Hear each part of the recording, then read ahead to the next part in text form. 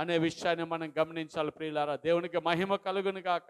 హల్లెలూయా, హల్లెలూయా, హల్లెలూయా. పాట పాడుకుందాం. హల్లెలూయా పాడేదా,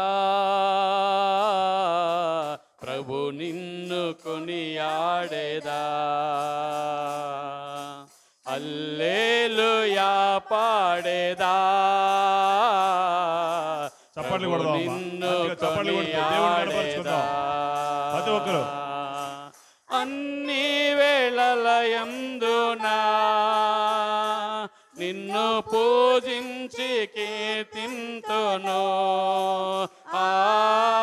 అన్ని వేళలయందునా నిన్ను పూజించి కీర్తింతును.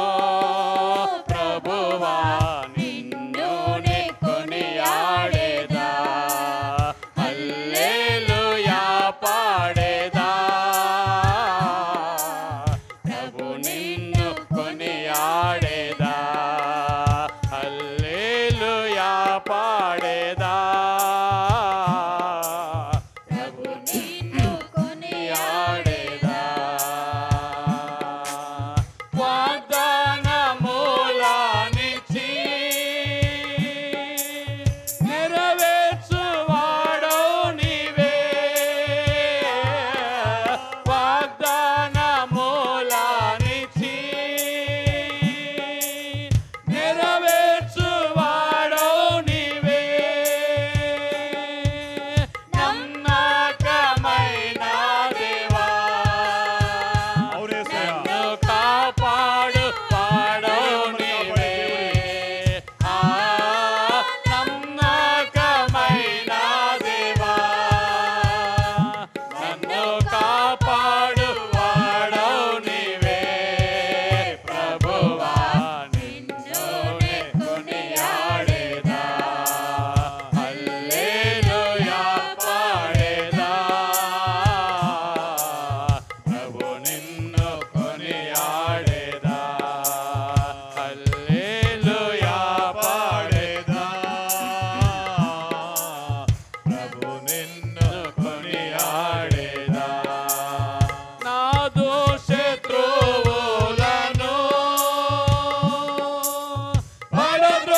పడద్రోయువాడవు నీవే.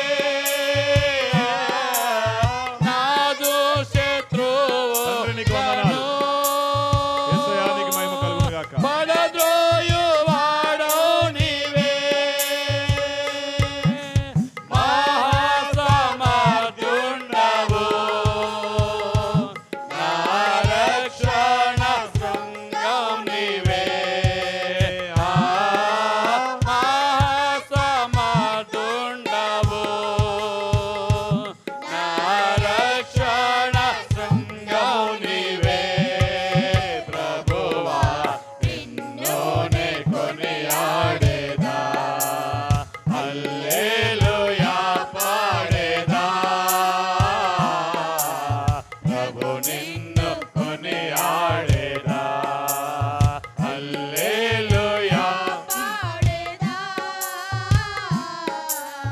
ప్రభు నిన్ను కొనియాడేదా. ఎందరో నిన్ను చూచిరో, వారికి వెలుగు కలిగే.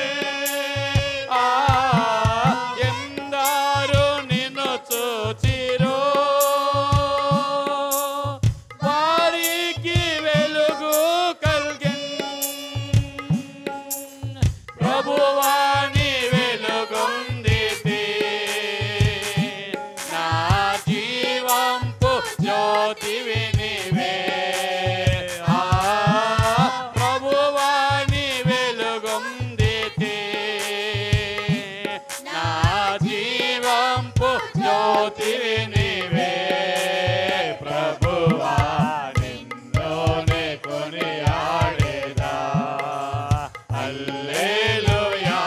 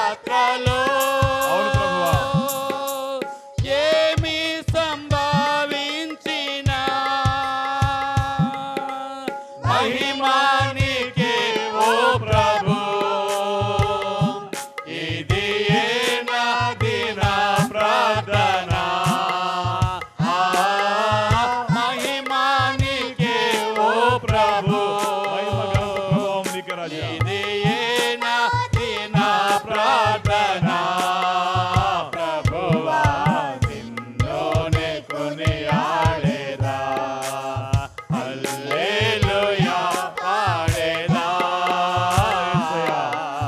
ప్రభు నిన్ను కొనియాడేదా హల్లెలూయా పాడేదా ప్రభు నిన్ను కొనియాడేదా అన్ని వేళలయందునా నిన్ను పూజించి కీర్తింతును అన్ని వేళలయందునా నిన్ను పూజించి కీర్తింతును ప్రభువా నిన్నునే కొనియాడేదా హల్లెలూయా పాడేదా ప్రభు నిన్ను కొనియాడేదా హల్లెలూయా పాడేదా ప్రభు నిన్ను కొనియాడేదా హల్లెలూయా హల్లెలూయా హల్లెలూయా హల్లెలూయా హల్లెలూయా వాగ్దానములనిచ్చి వాటిని నెరవేర్చే దేవుడు ఆయనే. నమ్మకమైన దేవుడు ఆయన, మనల్ని కాపాడే దేవుడు. ఈ విషయాన్ని మనం జ్ఞాపకం చేసుకోవాలి ప్రియులారా. ఆయన నడిపిస్తాడు మనల్ని, ఏ పరిస్థితులైనా కూడా నడిపిస్తాడు. ఎప్పుడంటే మనము దేవునికి భయపడి దేవుని యొక్క ఆజ్ఞలను నెరవేర్చినప్పుడు, దేవుని యొక్క కట్టడలను నెరవేర్చినప్పుడు, దేవుని మాటకు లోబడి నడిచినప్పుడు దేవుడు మనల్ని నడిపిస్తాడు. క్షేమము కాపుదల ఇచ్చి మనతో ఆయన ఎప్పుడు ఉంటాడు అనే విషయాన్ని గమనించాలి ప్రియులారా. ఇక్కడ చదవబడిన వాక్యంలో ఆయనకు భయపడి వారి మీద ఆయన కనికరము, ఎవరైతే ఆయనకు భయపడతారో వారి మీద దేవుని యొక్క కనికరం ఉంటుంది ప్రియులారా. దేవుని కనికరం లేకపోతే ఈ భూమి మీద మనం బ్రతకలేం ప్రియులారా. దేవుని కనికరము మనకు కావాలి. దేవుని కనికరిస్తేనే మనం బ్రతకగలుగుతాం. దేవుడు కనికరించాడు కాబట్టి ఆ కనికరము ద్వారా నా పాపానికి క్షమాపణ కలిగి ఈ దినమున ప్రభు సన్నిధిలో మనం నిలిచి ఉండాం అనే విషయాన్ని మనం గమనించాలి ప్రియులారా. జన్మతో మనము పాపులమే. ఇందాక దైవజనుడు చెప్పినట్లుగా ఆయనలో పాపము లేదు, కానీ మనలో పాపం ఉంది. ఆ పాపము నుంచి విడిపించబడాలి అంటే దేవుని యొక్క కనికరము లేక అనుగ్రహం మనకు ఉండాలి. ఆ కనికరమును ఆయన కనికరించాడు కాబట్టే నీవు నేను కూడా కనికరించబడ్డాం, దేవుని సన్నిధిలోనికి రాగలుగుతున్నా అనే విషయాన్ని గమనించాలి. భూమి మీద చాలామంది ప్రజలు ఉంటారు, వారందరూ కూడా దేవుని సన్నిధికి రావాలంటే రాలేరు ప్రియులారా. ఆయన ఎవరిని కనికరిస్తారో వారు మాత్రమే ఆయన కనికరాన్ని పొందుకుంటారు. కాబట్టి ఈ దినమున ప్రభు సన్నిధిలో నిలిచున్నటువంటి నీవు నేను ఎంతో ధనులు, ఎందుకంటే దేవుడు నన్ను కూడా కనికరించాడు అనే విషయాన్ని గమనించాలి. ఆయన మనలను కరుణించాలని ఆయన నిలిచి ఉన్నాడనే వాక్య భాగాన్ని యెషయా గ్రంథంలో 30వ అధ్యాయం 12 లేక 13వ వచనంలో కానీ మనం చదువుతూ ఉంటాం ప్రియులారా. ఆయన నిలబడ్డాడు. ఎందుకు అంటే మనల్ని కనికరించాలని. ఆయన కనికరమును పొందుకునే యోగ్యత కొరకు మనము మన జీవితాలను లేక మన బ్రతుకులను ప్రభువుకి అప్పగించుకోవాలి అనే విషయాన్ని మనం తెలుసుకోవాలి ప్రియులారా. ఆయన కనికరం ఉంటే మనకు కాపుదలు ఉంటుంది, క్షేమం ఉంటుంది. ఆయన కనికరం ఉంటే మన ప్రార్థనలు ఆలకించబడతాయి ప్రియులారా. లోకా సువార్తలో 17వ అధ్యాయంలో 10 మంది కుష్ఠరోగులు అక్కడ ఉంటున్నారు. యేసుక్రీస్తు ప్రభువారు యెరూషలేములో ఉంటున్నారు. ఆయన యొద్దకు ఆ 10 మంది కుష్ఠరోగులు వచ్చి, ప్రభువా మమ్మల్ని కరుణించు. కనికరం అన్న కరుణ అన్న కూడా ఒకటే అర్థం ప్రియులారా. 17వ అధ్యాయం లోకా సువార్తలో మనం చదువుతూ ఉంటాం. 10 మంది కుష్ఠరోగులు ఆయన దగ్గరికి వచ్చారు. ప్రభువా మమ్మల్ని కరుణించు అని ప్రార్థన చేస్తున్నప్పుడు దేవుడు కనికరము కలిగిన దేవుడు కాబట్టి నాకు ఇష్టమే అని చెప్పేసి వారిని కనికరించి 13వ వచనం చదవండి. యేసు ప్రభువా మమ్ము కరుణించుమని కేకలు వేసిరి. ఆయన వారిని చూచి మీరు వెళ్ళి మిమ్మల్ని యాజకులకు కనబరుచుకున్నాడని వారితో చెప్పాను. చాలండి. యేసు ప్రభువా మమ్మల్ని కరుణించు. మనం కూడా ప్రార్థన ఏం చేయాలి? దేవాని కనికరము చొప్పున నా ప్రార్థన ఆలకించు ప్రభువా, నన్ను కనికరించయ్యా, నన్ను కరుణించు ప్రభువా, నా ఎడల కృప చూపు ప్రభువా, నా పరిస్థితి మార్చయ్యా, నా బ్రతుకును మార్చయ్యా, నా స్థితిగతులను మార్చు ప్రభువా అని చెప్పి మనం ప్రార్థన చేయాలి. ప్రార్థన చేస్తున్నప్పుడు ఆయన కనికరం కలిగిన దేవుడు కాబట్టి ఆ కుష్టు రోగుల్ని ఏ విధంగా అయితే ఆయన కరుణించాడో నిన్ను నన్ను కూడా కరుణిస్తాడు అనే విషయాన్ని గమనించాలి. అట్లా కాకుండా ఎందుకు కరుణించడు దేవుడు? కరుణించాలి కదా, స్వస్థపరుస్తా అన్నాడు కదా అని గర్వంగా ఉంటే స్వస్థత మనకు దొరకదు, సమస్యకు విడుదల మనకు దొరకదు. దేవుని ప్రియని బిడ్డలారా, ఇద్దరు వ్యక్తులు దేవుని ఆలయానికి వెళ్ళారు. ఇద్దరు వ్యక్తులు దేవుని ఆలయానికి వెళ్ళారు. వారిలో ఒక అతను పరిసయ్యుడు, ఒక అతను సుంకరి ఒక వ్యక్తి. ఈ పరిసయ్యుడు ప్రార్థన చేస్తున్నాడు కదా, ఇదిగో దొంగలాగా నన్ను ఉంచకుండా ఉంచావు, నేను ఉపవాసం చేస్తున్నా, ఇదిగో ఈ పక్కన సుంకర్ ఉన్నాడు, సుంకర్లాగా నువ్వు నన్ను ఉంచలేదు, నీకు దశం భాగాలు ఇస్తున్నా, నేను నీ మందిరానికి వస్తున్నా. ఎవరికి లాభం? మందిరానికి వస్తే దేవునికా మనకా? మనకి అని చెప్పేసి ఆయన ప్రార్థన చేస్తున్నాడు. ప్రియులారా, సమస్తమును ఎరిగినటువంటి దేవుడు ఆ ఇద్దరు వ్యక్తులు కూడా చూస్తున్నాడు. ఈ దినమున దేవుని మందిరానికి వచ్చిన నిన్ను నన్ను కూడా చూస్తున్నాడు. వాక్యం వింటున్నావా? Body present, mind absent. ఎక్కడెక్కడో ప్రపంచం అంతా కూడా ఊహల్లో తిరిగి వస్తూ ఉంటుంది, మనిషి మాత్రం ఇక్కడే కూర్చుందాం. ఏమైందమ్మా, ఏం చెప్పారు ఈ దిన వాక్యం అంటే ఏదో గట్టిగా ఏదో చెప్పారు, పాట పాడారు, అంతవరకే. దానివల్ల ఉపయోగం లేదు. చెప్పబడిన వాక్యాన్ని నువ్వు ఆధారము చేసుకుని ప్రభు దగ్గర ప్రార్థన చేస్తే విన్న వాక్యమును నెరవేర్చడానికి ఆసక్తి కలిగిన దేవుడైన, సత్యవంతుడైన, మాట తప్పని దేవుడు, నా మాటను నేను నెరవేరుస్తానని మాట్లాడినటువంటి దేవుడైన నీ జీవితంలో నెరవేరుస్తాడు. ఎప్పుడు? ఆ మాటను నువ్వు గట్టిగా పట్టుకోవాలి, దానికి ప్రార్థన చేసి దాని ద్వారా ఉన్నటువంటి లాభాన్ని పొందుకోవాలి. అందరూ రావాలి, ఆదివారంగా రావాలి, గుడికి పోవాలి, వచ్చాం వెళ్ళామంటే ఉపయోగం లేదు. నీ జీవితాన్ని నువ్వు కనుక సరి చేసుకోకపోతే, మన బ్రతుకులు కనుక మనం మార్చుకోకపోతే, ఆయన పక్షపాతి కాదు, నన్ను ఆస్వాదించి నిన్ను త్రోసివేసే దేవుడు కాదు. నన్ను ఆస్వాదించిన దేవుడు నిన్ను ఆస్వాదిస్తాడు. నా ఎడల కృప చూపిన దేవుడు నీ ఎడల కృప చూపిస్తాడు. నన్ను కనికరించిన యేసే నిన్ను కూడా కనికరిస్తాడు. ఆయనకి ఏ భేదము కూడా లేదు.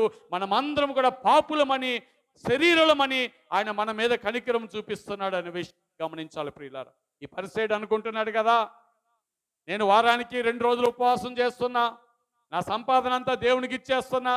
అసలు నీకు దేవునికి ఇవ్వడానికి ముందు నీకు ఇచ్చింది ఎవరు? దేవుడే కదా.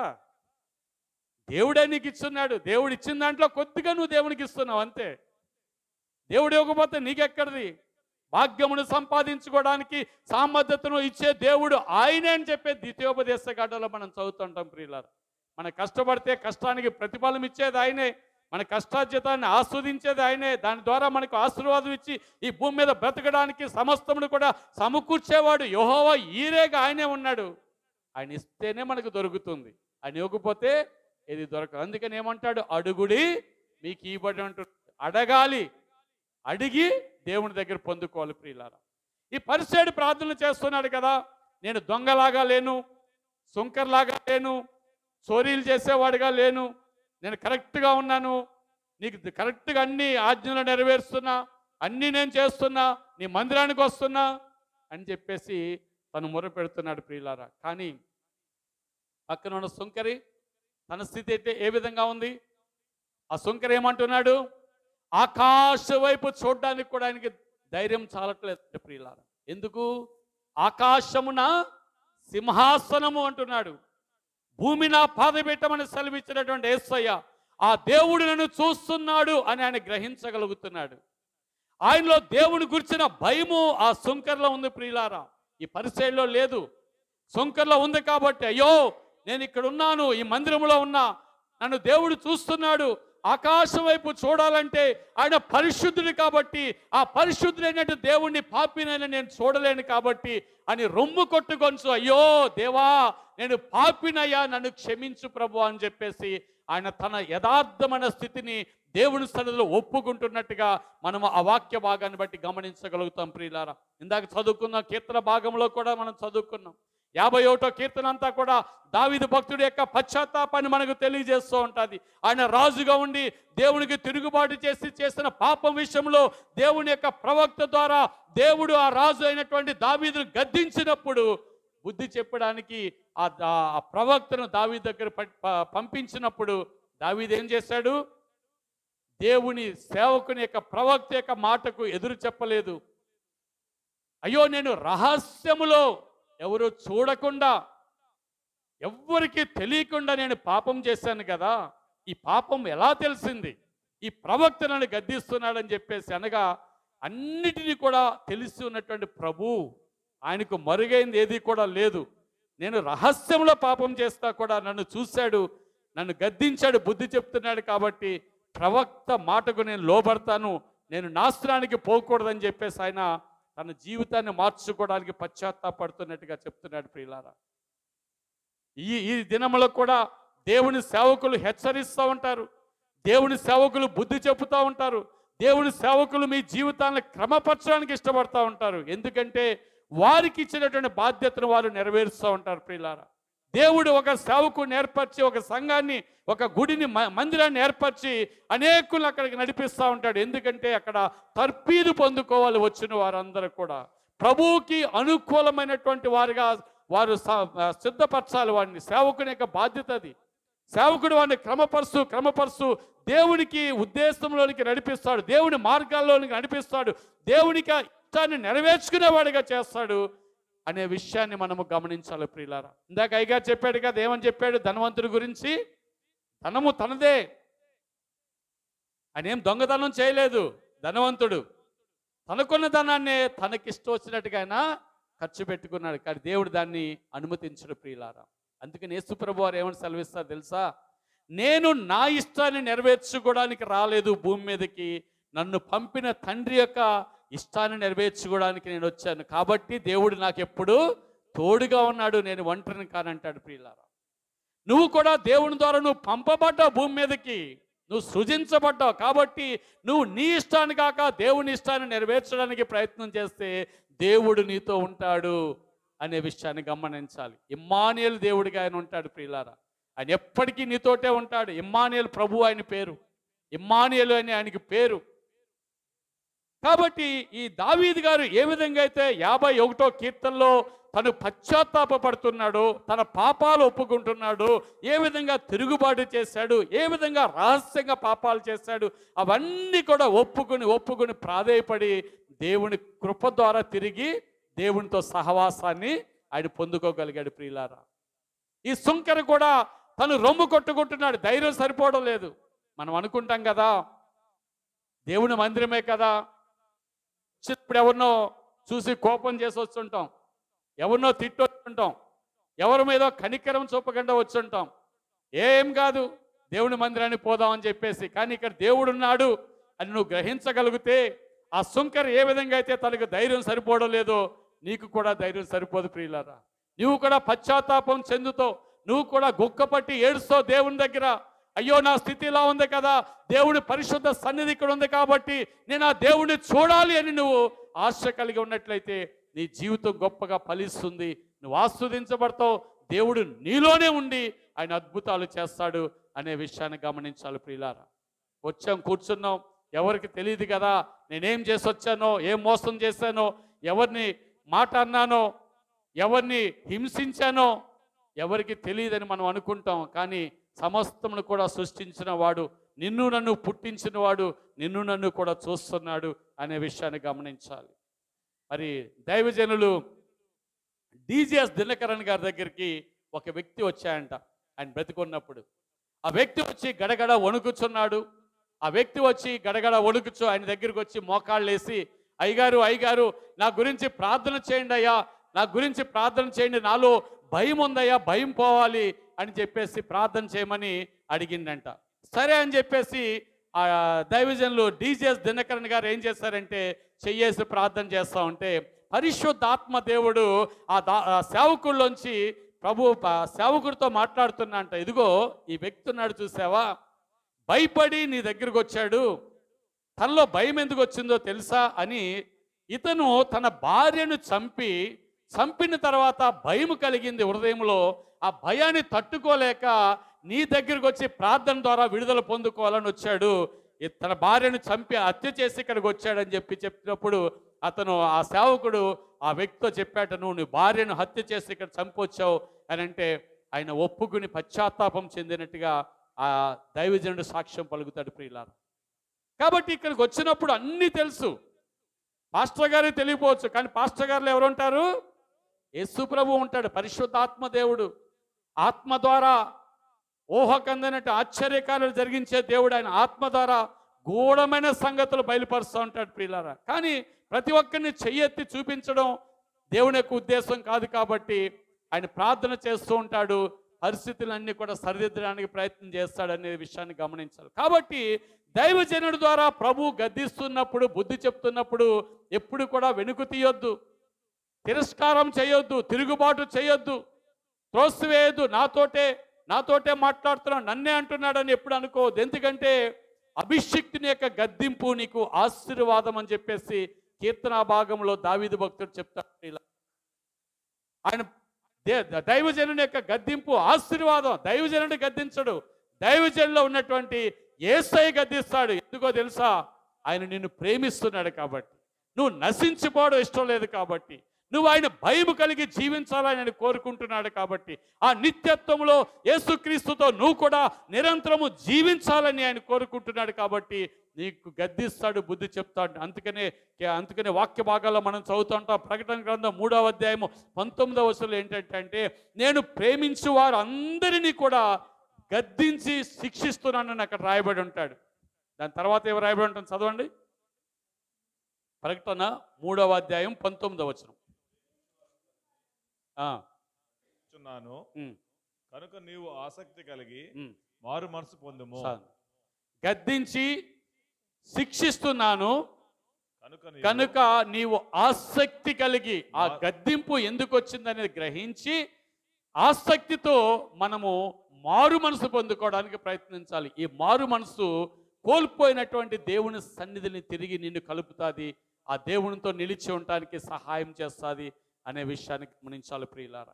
కాబట్టి దేవుని సన్నిధికి వస్తున్నప్పుడు వాక్య భాగాలు సెలవిస్తూ ఉంటాయి కదా. నువ్వు దేవుని మందిరమును పోతున్నప్పుడు నీ ప్రవర్తన జాగ్రత్తగా చూసుకోమంటున్నాడు. ఎట్లా పడితే అట్లా వచ్చేసి కూర్చుంటే అది మనకు నష్టం కలిగింపచేస్తుంది ప్రియులారా.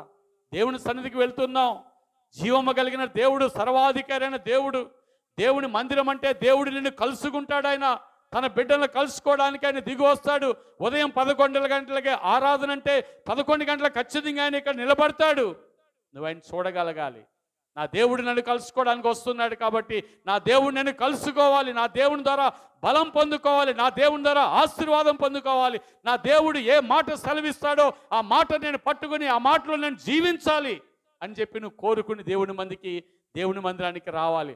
ఏముంది, రాజుగారు కట్టించారు ఎప్పుడో మందిరం చిన్నది, అప్పుడు పెట్టినప్పుడు ఫ్యాన్లే పెట్టాడు, ఏసీ కూడా పెట్టలేదు, ఉక్కబాత వస్తుంది అని బాహ్య సంబంధమైన పరిస్థితి మనం చూసామనుకో, దాని ద్వారా మనకి ఏమీ ఉపయోగం ఉండదు ప్రియులారా. అదృశ్యమైనవి ఉన్నవనుటకు రుజువుని చూడాలి అనగా హెబ్రీలకు రాసిన పత్రిక 11వ అధ్యాయం 1వ వచనంలో చూసుకుంటే, విశ్వాసం అనేది నిరీక్షింపబడి వాటి యొక్క నిజ స్వరూపమును అదృశ్యమైనవి ఉన్నవనుటకు రుజువునై ఉన్నది. అదృశ్యమైనవి ఉన్నాయి. దేవుని మందిరంలో అనగా దేవుని ఆలయంలో దేవుడు ఉంటాడు.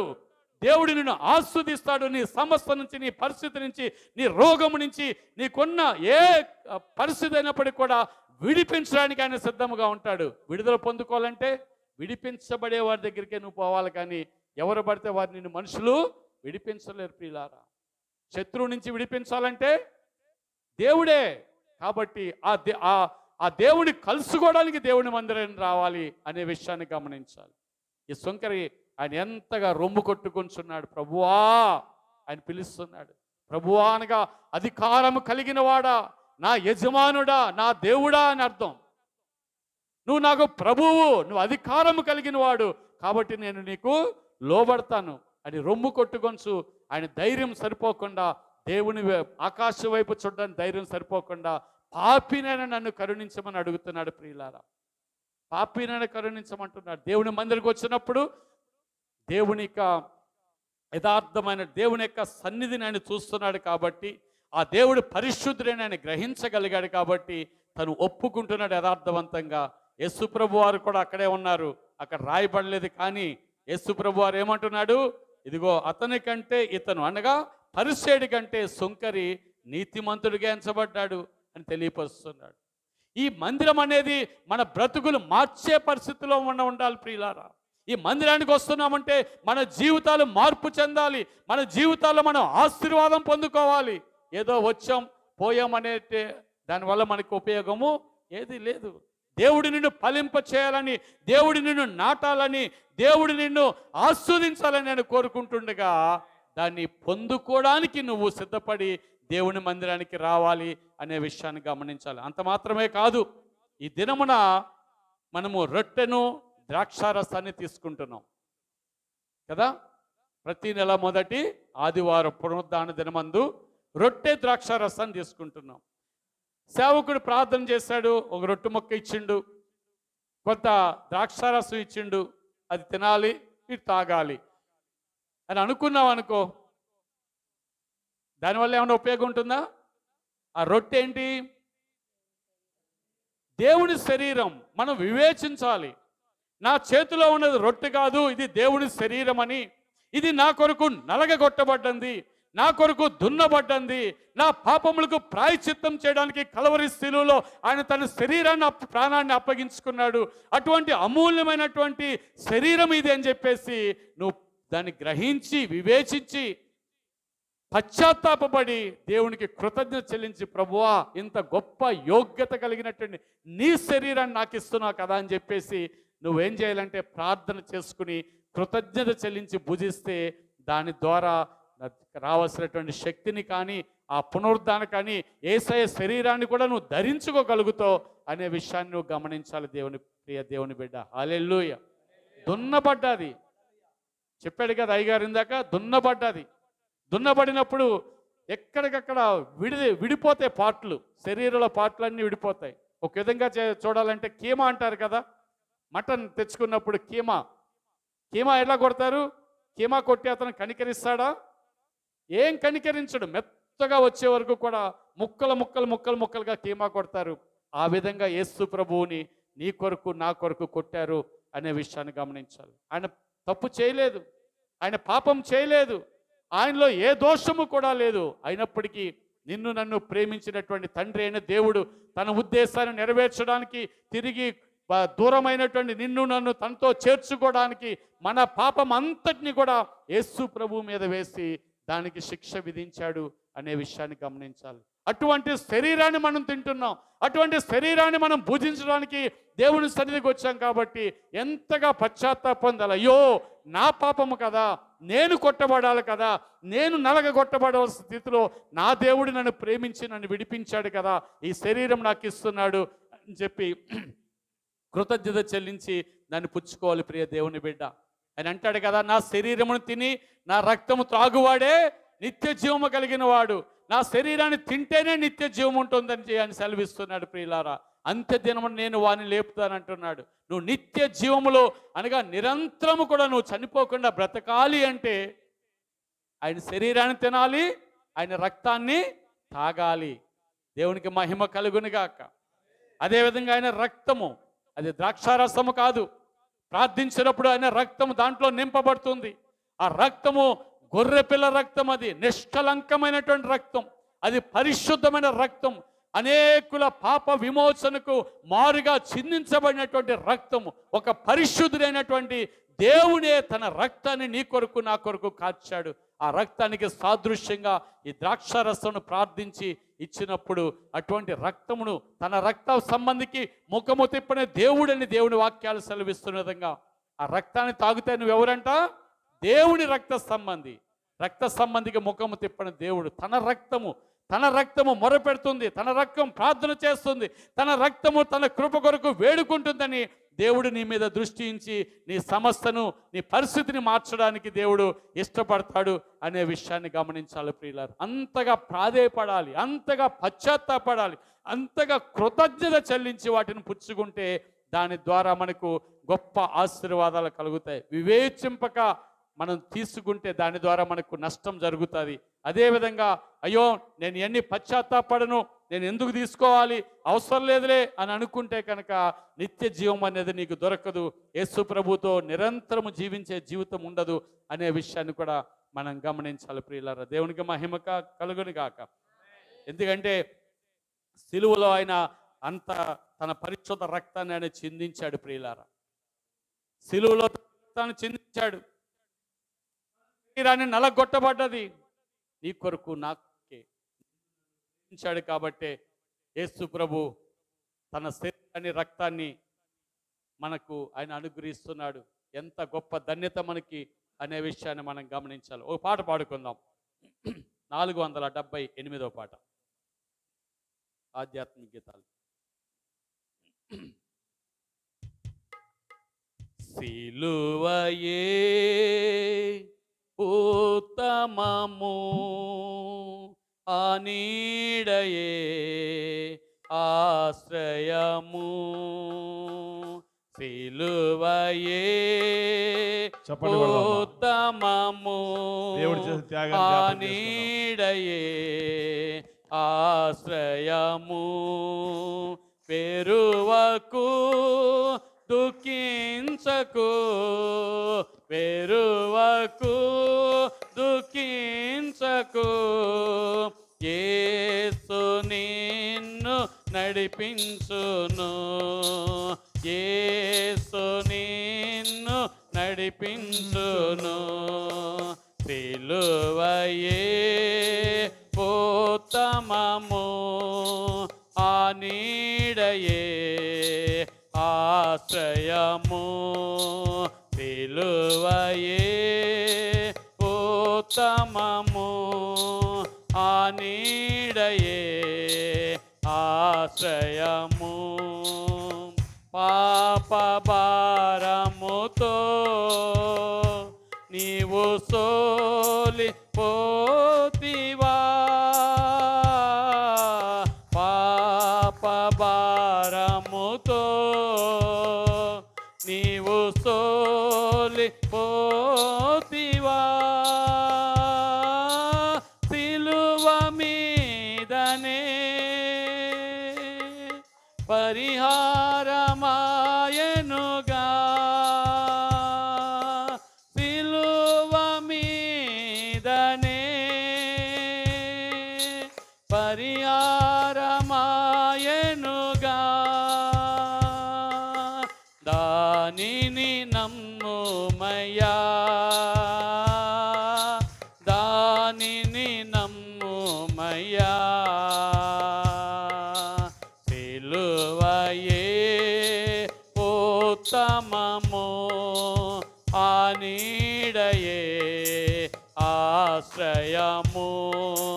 సిలువయే ఉత్తమము, ఆ నీడయే ఆశ్రయము. శోధన బాధలలో నీవు కృంగిపోతివా,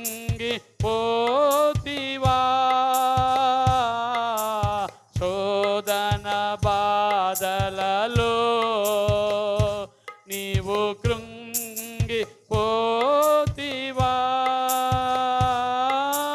సమాధాన సుఖ జీవితం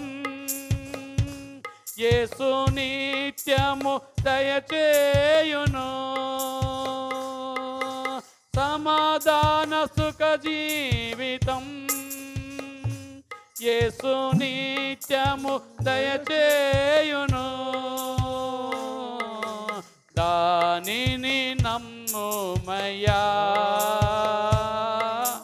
దానిని నమ్ముమయ్యా. సిలువయే ఉత్తమము, ఆ నీడయే ఆశ్రయము. సిలువయే ఉత్తమము, ఆ నీడయే ఆశ్రయము. ప్రేమను కోల్పోతివా, నీవు వే వేచి ఉన్నావా ప్రేమను కోల్పోతివా నీవు వేచి ఉన్నావా ఉన్నాను నీ తోడ నేను వాకుమారని వాడేనడు ఉన్నాను నీ తోడ నేను వాకుమారని వాడేనడు దానిని నమ్ముమయ్యా స్తోత్రం యేసయ్యా. దానిని నమ్ముమయ్యా సిలువయే ఉత్తమము ఆ నీడయే ఆశ్రయము సిలువయే ఉత్తమము ఆ నీడయే ఆశ్రయము వెరువకు దుఃఖించకు వెరువకు దుఃఖించకు యేసు నిన్ను నడిపించును యేసు నిన్ను నడిపించును సిలువయే ఉత్తమము ఆ నీడయే ఆశ్రయము సిలువయే ఉత్తమము ఆ నీడయే ఆశ్రయము హల్లెలూయా హల్లెలూయా హల్లెలూయా కాబట్టి మనం దేవుని సన్నిధికి వచ్చినప్పుడు ఏ విధంగా అయితే సుంకరి తన జీవితాన్ని సరిదిద్దుకుంటున్నాడో తన ప్రవర్తనను ఒప్పుకుంటున్నాడో తన నడవడికను ఆయన స్థిరపరచుకోవడానికి ప్రయత్నం చేస్తున్నాడు ఆయన ప్రభు ఉన్నాడు కాబట్టి ఆ ప్రభు ఎదుట నేను నిలబడలేను నేను పాపిని పరిశుద్ధిని ఎదుట నాకు నిలవడానికి యోగ్యత లేదని తన్ను తాను తగ్గించుకుని తను యోగ్యునిగా ప్రభు కృప ద్వారా సిద్ధపరచుకుంటున్నాడు ఆ విధంగా నీవు నేను కూడా దేవుని సన్నిధికి వచ్చినప్పుడు మన ప్రార్థన ద్వారా దేవుని భయభక్తుల ద్వారా ముందుకు రావాలి అనే విషయాన్ని గమనించాలి ప్రియులారా దేవుని భయభక్తులు అంటే దేవుని యొక్క మాటను వినడం ప్రియులారా దేవుని మాటను వినాలి దేవుడు చెప్పిన దాన్ని లోబడాలి ఎప్పుడు నా మాట విని ఎవడు నా మాట విని వణుకునో వానినే నేను దృష్టిస్తానని చెప్పేసి యెషయా గ్రంథంలో ప్రభు మాట్లాడుతూ ఉంటాడు పిల్లలు మాట్లాడుతూ ఉంటాడులే దేవుడు ప్రతిరోజు మాట్లాడతాడు కదా ఈరోజు ఏంది ఇక్కడ కాకపోతే ఇంకొక చోట భూమి అంతా కూడా మాట్లాడుతూనే ఉంటాడు ఈ సేవకుడు కాకపోతే ఇంకొక సేవకుడు ఏంటి అనేది కాదు ప్రియులారా నీ జీవితానికి నీ పరిస్థితిని మార్చడానికి అవసరమైనటువంటి మాట దేవుడు ఏ క్షణములో ఏ పరిస్థితిలో మాట్లాడతాడు ఎప్పుడు మాట్లాడతాడో తెలియదు కాబట్టి ఆయన మాట కొరకు కనిపెట్టుకుని వారు ధన్యులు అని దేవుని వాక్యం సెలవిస్తూ ఉంటుంది ప్రియులారా ఇందాక దైవజనుడు మాట చెప్పాడు ఆరాధన ముందు ఏం చెప్పాడు ఆయన చెప్పండి ఏ విన్నారు మరి ఏం చెప్పండి దైవజనుడు మాట విషయంలో వాక్యానికి నాకు సమయం ఇచ్చి ముందు ఒక మాట చెప్పిండు ఆయన పాస్టర్ గారు ఏం చెప్పిండు అంటే మీరు దేవుని మాటలు వింటున్నారో మనం పరిశీలన చేసుకోవాలి ప్రియులారా జాగ్రత్తగా దేవుని మాటలు వినాలి ఒకసారి పలికిన మాట మరలా రాకపోవచ్చు కదా చెప్పిండా మళ్ళా ఆ మాట వినడానికి మళ్ళా వస్తుందో లేదో తెలియదు కాబట్టి దేవుని మాటను త్రోసివేయద్దు దాటిపోవద్దు దేవుని మాటలు జాగ్రత్తగా వినాలి దేవుని వాక్యమే మనకు ఆధారం అని చెప్పేసి చాలా క్లియర్గా తెలుగు భాషలోనే చెప్పిండు ఆయన అవునండి భాష అర్థం కాలేదని చెప్పడానికి ఆధారం లేదు తెలుగు భాషలోనే చెప్పాడు అయినా మర్చిపోయాం అప్పుడే చాలా జాగ్రత్తగా మనం ఉండాలి ప్రియులారా దేవుని సన్నిధిలో దేవునికి మహిమ కలుగును గాక నువ్వు ఆయనకు భయపడితే ఆయన యొక్క కనికరము నీ మీద ఉంటుంది ప్రియులారా ఆయన కనికరము నీ మీద ఉంటే కనుక నువ్వు భూమి మీద నీ అంత ధన్యుడు లేక ధన్యురాలు ఎవరో ఉండరు ప్రియులారా. నువ్వు ఎప్పుడైతే కనికరము కొరకు ప్రార్థన చేస్తావో, ఆయన కనికరించడంలో ఆయన సంతోషించే దేవుడిగా ఉంటున్నాడు ప్రియులారా. మీకా గ్రంథంలో 7వ అధ్యాయము 14వ వచనం అనుకుంటే అక్కడ ఉంటుంది ఏంటంటే, కనికరం ఉంచడానికి ఆయన సంతోషించు దేవుడు అని రాయబడి ఉంటుంది ప్రియులారా. ఒక్కసారి చదవండి. మీకా గ్రంథం, మీకా గారు ఎక్కడ ఉన్నారు? 18వ వచనం చదవండి.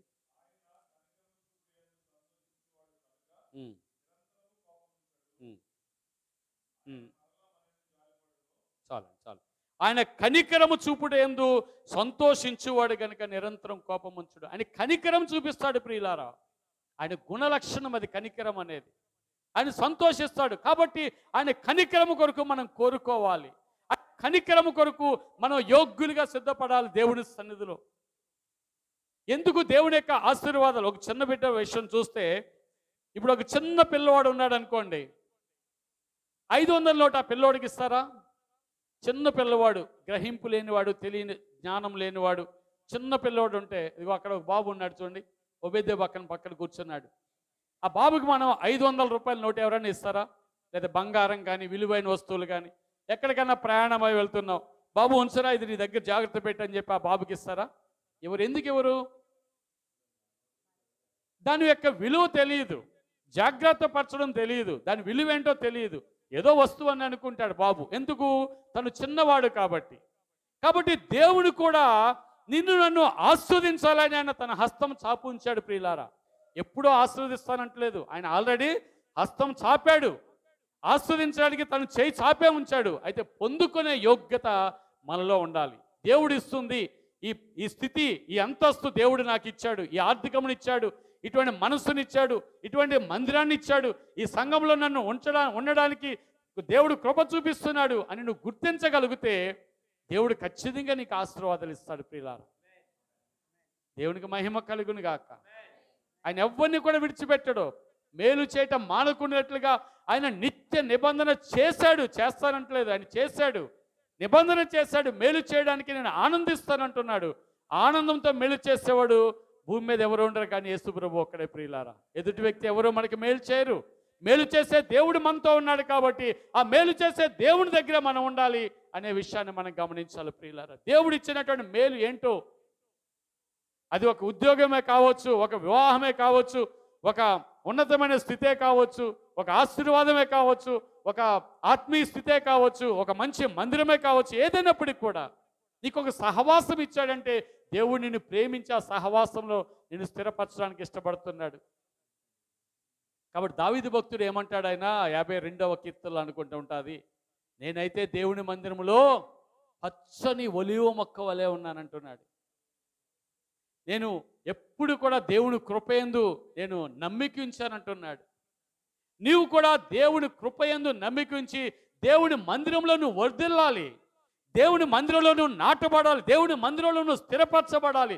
ఆ మందిరము ద్వారా కలిగే ఆశీర్వాదములన్నీ కూడా నువ్వు పొందుకోవాలి అనే విషయాన్ని మనం గమనించాలి. దేవుని మందిరంలో గొప్ప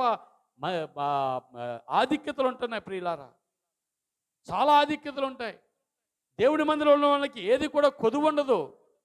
మందిరంలో ఉండటం అంటే 24 గంటలు ఇక్కడే ఉండడం అనేది కాదు. ఆ సహవాసంలో కట్టుబడి ఉండాలి. ఆ సేవకునితో ఏకీవించే మనస్సు ఉండాలి. సేవకునితో కార్యక్రమాల్లో పాలు పంచుకునేట్టు ఉండాలి. బాధ్యతలు పంచుకునేవారిగా ఉండాలి.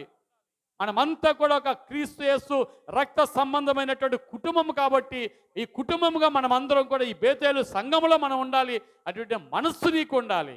అది దేవుని మందిరంలో నిలిచి ఉంటాం అనే విషయాన్ని మనం గమనించాలి ప్రియులారా. మందిరంలో మేలు చేత ఆయన మనం తృప్తిపరచడానికి కీర్తనలో మనం చదువుతూ ఉంటాం, 65వ కీర్తనలో కూడా ప్రియులారా.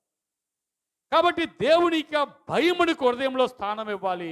హృదయంలో స్థానం ఇస్తే దేవుని యొక్క ఆశీర్వాదాలు మనకి కలుగుతాయి ప్రియులారా. 22వ ఆదికాండంలో కనుక మనం చూసుకున్నట్లయితే అక్కడ అబ్రహాము గారు ఉన్నారు. అబ్రహాము గారికి చాలా సంవత్సరాల తర్వాత దేవుడు కొడుకునిచ్చాడు. కొడుకునిచ్చిన తర్వాత దేవుడు తిరిగి ఏమంటున్నా అంటే, నీ కొడుకుని నాకు బలిగా ఇచ్చేసే అంటున్నాడు. అబ్రహాముని దేవుడు పరీక్షిస్తున్నాడు. అబ్రహాం నా మాట వింటాడా? నా మాటకి ఆయన వణుకుతాడా? నా మాట నెరవేరుస్తాడా? నాకు విధేయత చూపిస్తాడా ఎందుకు? అబ్రహాం ఎడల ఒక ప్రత్యేకమైన ఏర్పాటు దేవునికి ఉంది. అబ్రహాముని విశ్వాసులకు తండ్రిగా చేయాలని దేవునికి ఉద్దేశం. నీ ఎడల నా ఎడల కూడా దేవునికి ఒక ఉద్దేశం ఉంది. నీ ద్వారా నా ద్వారా తను మహిమ పొందాలని దేవునికి ఉద్దేశం. నీ ద్వారా నా ద్వారా కూడా దేవుని మహిమను విస్తరింప చేయాలని 42వ యెషయా గ్రంథంలో 21వ వచనంలో రాయబడిన విధంగా నేను సృజించిన నా జనులు నా స్తోత్రమును ప్రచురం చేస్తారని చెప్పి వాక్య భాగం సెలవిస్తున్న విధంగా ఆయన స్తుతిని ప్రచురించేవారుగా భూమి మీద మనం ఉండాలని చెప్పేసి దేవుడు కోరుకుంటున్నాడు. ఒక ఉద్దేశం కలిగి ఉన్నాడు. ప్రత్యేకంగా ప్రతి ఒక్కరి ఉద్దేశం కలిగి ఉన్నాడు. ఆ ఉద్దేశాన్ని నెరవేర్చడానికి దేవుడు మాటలు మాట్లాడేటప్పుడు కొన్నిసార్లు బుద్ధి చెప్తాడు, కొన్నిసార్లు మృదువుగా మాట్లాడతాడు. అన్ని విషయాల్లో కూడా మనల్ని పరిశీలన చేస్తూ ఉంటాడు, ఆ మాటకి లోబడతాం లేదా అని చెప్పి. అబ్రహామును కూడా అడుగుతున్నాడు. ఆయన ఏమని అడుగుతున్నాడంటే, నీ కొడుకుని నాకు ఇచ్చేసే బలిగా అంటున్నాడు. అబ్రహాము విశ్వాసం చూడండి. ఇదిగో నీకు సంతానం ఇస్తాను, నీ సంతానాన్ని నేను విస్తరింప చేస్తా, ఇసుక రేణుల వలె చేస్తాను అయ్యా, వారి తరతరములు కూడా నేను వారికి తోడుగా ఉంటాను, నువ్వు అనేకులకు తండ్రిగా చేయబడతావు అనే వాగ్దానము అబ్రహాముతో చేశాడు. ఎవరు? దేవుడు. ఆ విశ్వాసము, ఆ మాట, దేవుని మాట మీద ఆయనకి ఎంత విశ్వాసం చూడండి. ఇస్తా అన్నాడు కదా, ఒకవేళ బలి తీసుకుంటే ఇది ఎట్లా జరుగుతుంది, కాబట్టి దేవుడు నా కుమారుడిని బలి తీసుకోడు. అయినప్పటికీ దేవుని మాటకి నేను లోబడతా, దేవునికి నా కుమారుని బలిగా ఇస్తానని చెప్పేసి ఆయన సిద్ధపడిపోయాడు. ప్రియులారా, సిద్ధపడి బలి ఇవ్వడానికి ఆ సందర్భం వచ్చినప్పుడు ప్రభు ఆగు అని చెప్పేసి, నువ్వు నాకు భయపడువాడు అని నేను ఇప్పుడు తెలుసుకున్నాను అంటున్నాడు. దేవుని భయమునకు అబ్రహాము హృదయంలో స్థానం ఉంది. ప్రియులారా, దేవుని భయమునకు నీ హృదయంలో నా హృదయంలో స్థానం ఉందా? ఆలోచన చేయాలి. దేవుడికి భయపడేవాడు దేవుని మాట వింటాడు. దేవునికి భయపడేవాడు దేవుడు చెప్పినట్టుగా నడుస్తాడు. యోబు జీవితంలో ఆయన భయభక్తులు కలిగి ఉన్నాడు. ఆయన యేసు ప్రభు జీవితంలో కూడా ఆయన భయభక్తులు కలిగి ఉన్న వాడైనందున ఆయన అంగీకరించబడ్డాడని వాక్య భాగం సెలవిస్తూ ఉంటుంది. దేవుని భయంకు హృదయంలో స్థానం లేకపోతే దేవుని మాటను మనం వినం. నువ్వు ప్రార్థన చేయి అంటే ప్రార్థన చేస్తాం, భయం ఉంటే. నువ్వు వాక్యం చదవాలనే భయం ఉంటే వాక్యం చదువుతావు, ఆరాధించాలని భయం ఉంటే ఆరాధన చేస్తాం, దేవుని కార్యక్రమాల్లో ఉండాలంటే ఉంటాం, దేవుని సన్నిధికి రావాలంటే రాగలుగుతాం. ఏ పరిస్థితి అయినా కూడా దాన్ని పక్కన పెట్టి దేవుని సన్నిధికి వస్తాం, దేవుని సన్నిధిలో ఉంటాం అనే విషయాన్ని గమనించాలి ప్రియులారా. కాబట్టి హృదయంలో దేనికి స్థానం ఇవ్వాలి?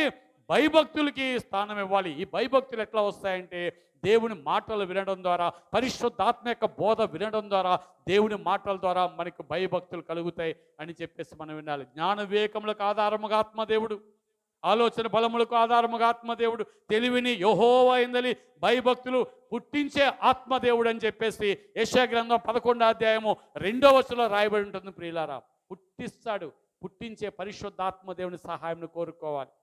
కాబట్టి నువ్వు ఐశ్వర్యవంతుడిగా ఆస్వాదించబడిన బిడ్డగా నువ్వు ఉండాలి అంటే యెషయా గ్రంథంలో 33వ అధ్యాయంలో 6వ వచనంలో కనుక మనం చూస్తే, యెహోవా యందలి భయము వారికి ఏమి రాయబడి ఉంటుంది? 33:6 చివరిలో ఉంటుంది, 6లో చివర. యెహోవా భయము వారికి ఐశ్వర్యము అనగా దేవుని భయమే నీకు నాకు ఐశ్వర్యం లేక ఆశీర్వాదం అని చెప్పేసి మనం గమనించాలి. దేవుని బిడ్డలారా, ఎవరైతే భయపడతారో వారి మీద దేవుని కనుదృష్టి ఉంటుంది. ఎవరైతే భయపడతారో ఆయన యొక్క కృప వారికి తోడుగా ఉంటుంది. ఎవరైతే భయపడతారో వారికి ఏ మేలు కూడా కొదువు ఉండదు. ఎవరైతే భయపడతారో వారికి రక్షణ అతి సమీపముగా ఉందని అంటాడు. ఎవరైతే భయపడతారో ఆయన కృపను విస్తరింప చేస్తారని చెప్తుంటాడు. ఇట్లా వాక్యములు ఎన్నో మనకి పరిశుద్ధ గ్రంథంలో ఉన్నాయి ప్రియులారు. అన్నీ కూడా మనం మాట్లాడుకోవాలంటే టైం సరిపోదు. దేవుడు వేరే సమయం ఇచ్చినప్పుడు మళ్ళీ మాట్లాడవచ్చు. కాబట్టి దేవుని భయముకు ఈ ఇక మధ్యాహ్న సమయంలో మనం ఆలోచన చెయ్యాలి. దేవుని భయము కనుక మన హృదయంలో ఇస్తే మనం ఎక్కడ కూడా తప్పిపోం. దేవుని భయముకు హృదయంలో స్థానం ఇస్తే మనం చెడ్డ మాటలు మాట్లాడం.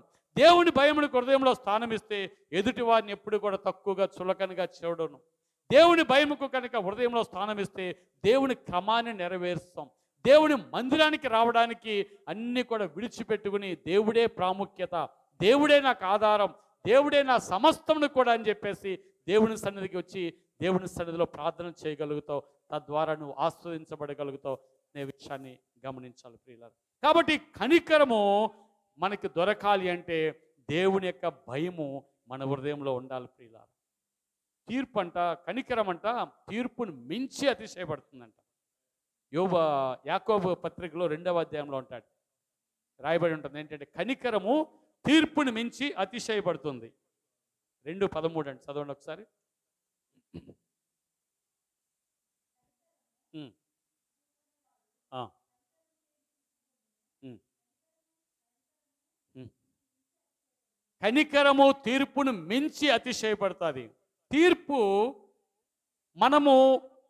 మనం చేసినటువంటి పాపాలను బట్టి దేవుణ్ణి దేవుడిగా కాకుండా వేరే దాన్ని దేవుడని మొక్కిన దాన్ని బట్టి ఇవన్నీ కూడా పాపాలు. ఈ పాపానికి ఒక శిక్ష వస్తుంది, దానికి ఒక తీర్పు ఉంటుంది, దానికి శిక్ష అనుభవించాలి. కానీ కనికరం కలిగిన దేవుడు ఏం చూస్తా అంటే, వీరు నా చేతిలో రూపించబడిన వ్యక్తి, నా బిడ్డలు, వీళ్ళు నా రక్త సంబంధికులు, కాబట్టి ఆ తీర్పును నేను కొట్టివేసి వీరిని కనికరిస్తాను, దాని నుంచి విడిపిస్తానని చెప్పేసి ఆయన అతిశయపడి ఆ కనికరం ద్వారా నీకు నాకు ఆయన విడుదలిస్తాడు అనే విషయాన్ని గమనించాలి. మన దేశంలో ఒక చట్టం ఉంటుంది, సుప్రీంకోర్టు దాకా వెళ్ళినప్పటికి కూడా సుప్రీంకోర్టులో శిక్ష పడింది అనుకుందాం ఒక వ్యక్తికి, చివరిగా శిక్ష అమలు చేస్తారు, ఉరి శిక్ష లాంటిది పడుతుంది. ఇంకా అది మన దేశంలో ఉన్న పెద్ద కోర్టు అదే, ఇంకా తర్వాత ఇంకేం కోర్టులు ఉండవు. అక్కడ కోర్టు శిక్ష వేసిన తర్వాత అది ఫైనల్, దాన్ని అమలు చేయాలి. అయితే ఇంకొక ఆప్షన్ ఉంటుంది, మన దేశానికి ప్రథమ పౌరురాలుగా కానీ రాష్ట్రపతి ఉంటారు. రాష్ట్రపతికి ఒక అధికారం ఉంటుంది, సుప్రీంకోర్టు తీర్పు ఇచ్చినప్పటికి కూడా ఆ శిక్షకు ఆ వ్యక్తి అర్హుడైనప్పటికీ కూడా ఈ రాష్ట్రపతికి ఉన్న అధికారం ఏంటంటే మానవత్వంతో ఆలోచించి క్షమించాలి అంటే ఆ ఉత్తర్వుని తీర్పుని రద్దు చేయాలంటే ఒక అధికారం ఉంటుంది. రద్దు చేయొచ్చు, చేయకపోవచ్చు. అధికారము రాష్ట్రపతికి ఒక్కరికే ఉంటుంది. కోర్టులన్నీ దోషిగా నిరూపించిన తర్వాత కూడా ఉంటుంది. వీళ్ళు రాష్ట్రపతికి అభ్యర్థన పెట్టుకుంటారు, మమ్మల్ని క్షమించండి, తప్పైంది, మమ్మల్ని క్షమించండి, ఉరి శిక్ష రద్దు చేయండి, యావజ్జీవ కారాగార శిక్షించండి, అట్లా ఏదో అప్పీల్ పెట్టుకుంటారు. పెట్టుకున్నప్పుడు రాష్ట్రపతి దాన్ని అంగీకరించవచ్చు, అంగీకరించకపోవచ్చు, అది వాళ్ళకి సంబంధం. అట్లాగే తీర్పుకు యోగ్యులమైనటువంటి అర్హులమైనటువంటి మనల్ని కూడా ఆ తీర్పు నుంచి విడిపించడానికి దేవుడు తన కనికరాన్ని వాడతాడు. ప్రియుల, ఆ తీర్పులో నీవు నేను నాశనము కాకూడదని, ఆ తీర్పుని బట్టి మరణానికి అప్పగించబడకూడదని, ఆ తీర్పుని బట్టి నీవు నేను కూడా మరి దేవునికి దూరం అవ్వకూడదు. కాబట్టి ఆ తీర్పుని మించి తనకున్నటువంటి స్వభావమైనటువంటి ఆ కనికరాన్ని ఉపయోగించి నా కనికరము చొప్పున నా బిడ్డను నేను విడిపిస్తా, క్షమిస్తా, తిరిగి బ్రతకడానికి అవకాశం ఇస్తానని చెప్పేసి అటువంటి యోగ్యత, అటువంటి కృప ప్రభు మనకి ఇస్తాడు. ఎప్పుడు ఇస్తాడంటే నీవు నేను ఆయనకు భయపడినప్పుడు, ఆయన భయముని హృదయంలో స్థానం ఇచ్చినప్పుడు. యెహోవా యందు భయభక్తులు కలిగిన వారికి ఏ మేలు కూడా కొదువే ఉండదు, ఏ మేలు కూడా కొదువే ఉండదు.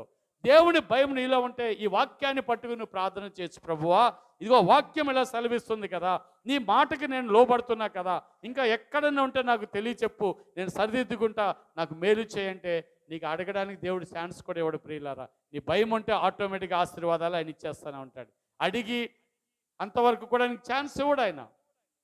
కాబట్టి ఆ భయభక్తులు హృదయంలో కలిగి ఉండాలి. దేవుని సన్నిధిలో నిలిచి ఉండటానికి భయభక్తులు మనకు కావాలి. దేవుని శరీర రక్తాలు పుచ్చుకోవడానికి దేవుని భయభక్తులు కలగాలి. దాని ద్వారా మనం ఆస్వాదించబడతాం అనే విషయాన్ని గమనించాలి. పరిశుద్ధాత్మ దేవుడు అటువంటి కృప మనందరికీ కూడా అనుగ్రహించి సహాయము చేయనుగాక. ఆమేన్, ఆమేన్, ఆమేన్. హల్లెలూయా, హల్లెలూయా. దేవుని మహిమ. ఆమేన్. దేవుడు